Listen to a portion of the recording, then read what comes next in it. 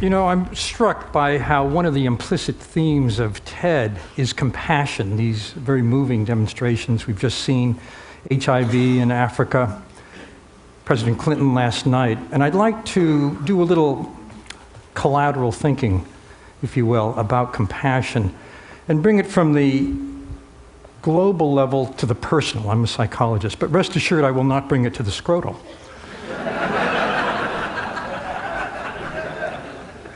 There was a very important study done a while ago at Princeton Theological Seminary that speaks to why it is that when all of us have so many opportunities to help, we do sometimes and we don't other times.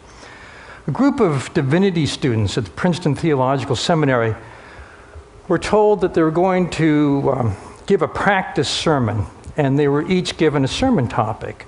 Half of those students were given as a topic the parable of the Good Samaritan, the man who stopped the stranger to help the stranger in need by the side of the road. Half were given random Bible topics. Then one by one, they're told they had to go to another building and give their sermon. As they went from the first building to the second, each of them passed a man who was bent over and moaning, clearly in need. The question is, did they stop to help? The more interesting question is, did it matter they were contemplating the parable of the Good Samaritan? Answer, no, not at all.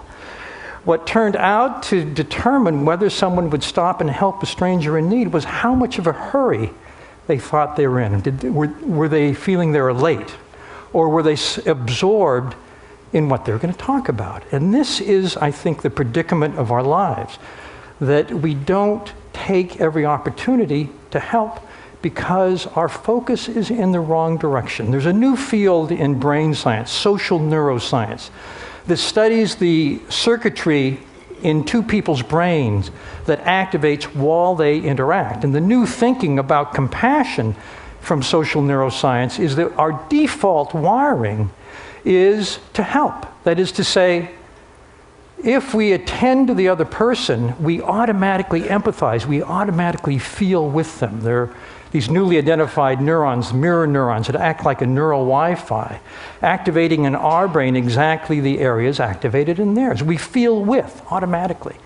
And if that person is in need, if that person is suffering, we're automatically prepared to help. At least that's the argument. But then the question is, why don't we? And I think this speaks to a spectrum that goes from complete self-absorption to noticing, to empathy, and to compassion. And the simple fact is, if we are focused on ourselves, if we're preoccupied, as we so often are throughout the day, we don't really fully notice the other. And this difference between the self and the other focus can be very subtle. I was doing my taxes the other day, and I got to the point where I was listing all of the donations I gave, and I had an epiphany. I came to my check to the Seva Foundation, and I noticed that I thought, boy, my friend Larry Brilliant would really be happy that I gave money to Seva. Then I realized that what I was getting from giving was a narcissistic hit, that I felt good about myself. Then I started to think about the people in the Himalayas whose cataracts would be helped, and I realized that I went from this kind of narcissistic self-focus to altruistic joy, to feeling good for the people that were being helped. I think that's a motivator, but this distinction between focusing on ourselves and focusing on others is one that I encourage us all to pay attention to. You can see it in a gross level in the world of dating. I was at a sushi restaurant a while back, and I overheard two women talking about the brother of one woman who was in the singles scene. And this woman says, my brother is having trouble getting dates, so he's trying speed dating. I don't know if you know speed dating. Women sit at tables, and men go from table to table, and there's a clock and a bell, and at 5 minutes, bingo, the conversation ends, and the woman can decide whether to give her card or her email address to the man for follow-up. This woman says, my brother's never gotten a card, and I know exactly why. The moment he sits down, he starts talking nonstop about himself. He never asks about the woman. And I was doing some research in the Sunday Styles section of the New York Times, looking at the backstories of marriages because they're very interesting. I came to the marriage of Alice Charney Epstein And she said that when she was in the dating scene, she had a simple test she put people to. The test was, from the moment they got together, how long did it take the guy to ask her a question with the word "you" in it? And apparently Epstein aced the test. Therefore, the article. Now, this is it's a little test I encourage you to try out at a party. Here at TED, there's great opportunities. The Harvard Business Review recently had an article called "The Human Moment" about how to make real contact with a person at work. And they said, well, the fundamental thing you have to do is turn off your BlackBerry, close your laptop, end your daydream, and pay full attention to the person. There was a newly coined word in the English language for the moment when the person we're with whips out their BlackBerry or answers that cell phone, and all of a sudden we don't exist. The word is pizzled. It's a combination of puzzled and pissed off. I think it's quite apt. It's our empathy, it's our tuning in, which separates us from Machiavellians or sociopaths. I have a brother-in-law who's an expert on horror and terror. He wrote the annotated Dracula, the essential Frankenstein. He was trained as a Chaucer scholar, but he was born in Transylvania, and I think it affected him a little bit. At any rate, at one point, my brother-in-law, Leonard, decided to write a book about a serial killer. This is a man who terrorized the very vicinity we're in many years ago. He was known as the Santa Cruz Strangler, and before he was arrested, he had murdered his grandparents, his mother, and 5 co-eds at UC Santa Cruz.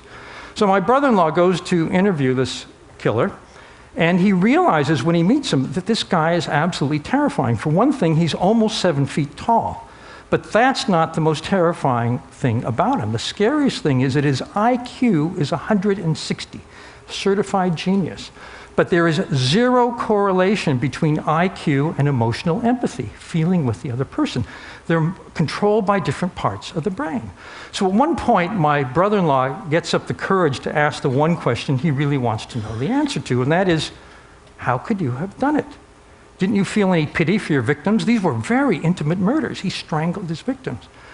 And the strangler says very matter-of-factly, oh no, if I had felt their distress, I could not have done it.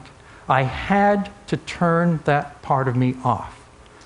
I had to turn that part of me off. And I think that that is very troubling. And in a sense, I've been reflecting on turning that part of us off. When we focus on ourselves in any activity, we do turn that part of ourselves off if there's another person. Think about going shopping. Think about the possibilities of a compassionate consumerism. Right now, as Bill McDonough has pointed out, the objects that we buy and use have hidden consequences. We're all unwitting victims of a collective blind spot. We don't notice and don't notice that we don't notice the toxic molecules emitted by a carpet or by the fabric on the seats, or we don't know if that fabric is a technological or manufacturing nutrient that can be reused, or does it just end up in a landfill? In other words, we're oblivious to the ecological and public health and social and economic justice consequences of the things we buy and use. In a sense, the room itself is the elephant in the room, but we don't see it. And we've become victims of a system that points us elsewhere. Consider this. There's a wonderful book called Stuff, the Everyday Life, the Hidden Life of Everyday Objects. And it talks about the backstory of something like a t-shirt. And it talks about where the cotton was grown and the fertilizers that were used and the consequences of the soil of that fertilizer. And it mentions, for instance, that cotton is very resistant to textile dye. About 60% washes off into wastewater. And it's well known by epidemiologists that kids who live near textile works tend to have high rates of leukemia. There's a company, Bennett & Company, that supplies Polo.com, Victoria's Secret. They, because of their CEO, who's aware of this, in China formed a joint venture with their dye works to make sure that the wastewater would be properly taken care of before it returned to the groundwater. Right now, we don't have the option to choose the virtuous t-shirt over the non-virtuous one. So what would it take to do that? Well, I've been thinking, for one thing, there's a new electronic tagging technology that allows any store to know the entire history of any item on the shelves in that store. You can track it back to the factory. Once you can track it back to the factory, you can look at the manufacturing processes that were used to make it, and if it's virtuous, you can label it that way. Or if it's not so virtuous, you can go into any store, put your scanner on a palm onto a barcode, which will take you to a website. They have it for people with allergies to peanuts. That website could tell you things about that object. In other words, at point of purchase, we might be able to make a compassionate choice. There's a saying in the world of information science, ultimately everybody will know everything. And the question is, will it make a difference? Some time ago, when I was working for the New York Times, it was in the 80s, I did an article on what was then a new problem in New York. It was homeless people on the streets. And I spent a couple of weeks going around with a social work agency that ministered to the homeless. And I realized, seeing the homeless through their eyes, that almost all of them were psychiatric patients that had nowhere to go. They had a diagnosis. It made me what it did was to shake me out of the urban trance where when we're passing someone who's homeless in the periphery of our vision, it stays on the periphery. We don't notice, and therefore we don't act.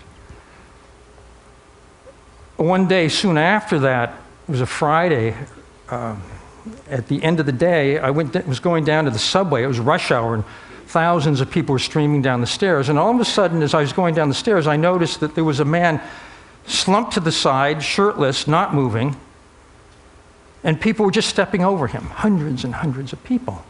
And because my urban trance had been somehow weakened, I found myself stopping to find out what was wrong. The moment I stopped, half a dozen other people immediately ringed the same guy. And we found out that he was Hispanic, he didn't speak any English, he had no money, he'd been wandering the streets for days, starving, and he'd fainted from hunger. Immediately, someone went to get orange juice, someone brought a hot dog, someone brought a Subway cop. This guy was back on his feet immediately. But all it took was that simple act of noticing. And so I'm optimistic. Thank you very much.